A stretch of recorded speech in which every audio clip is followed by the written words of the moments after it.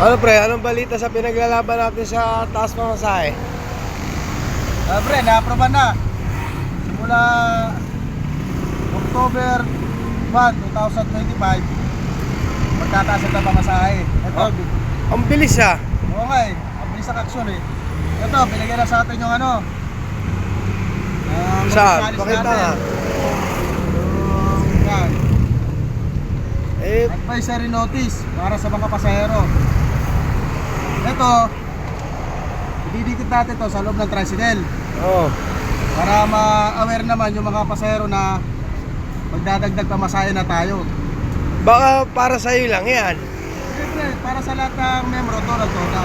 Eh, ang bilis ma-approvean eh. Pero talaga, action ka agad dito sa Taytay Ayan. Simula October 1, 2025, magkakaroon sa pamasahe.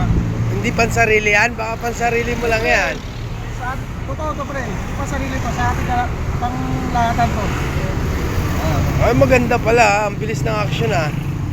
Ayos na, pero hindi tayo magtataas hanggat hindi lumalabas yung bagong taripa. Kailangan i-work muna yung bagong taripa bago tayo magtaas. Saan pa ipapagawa yan? Sa Quiapo? Totoo yan pre. Ano? Ayos ba? Ayos ba yung... Ayos na, ayos. Sige. Ayos ba?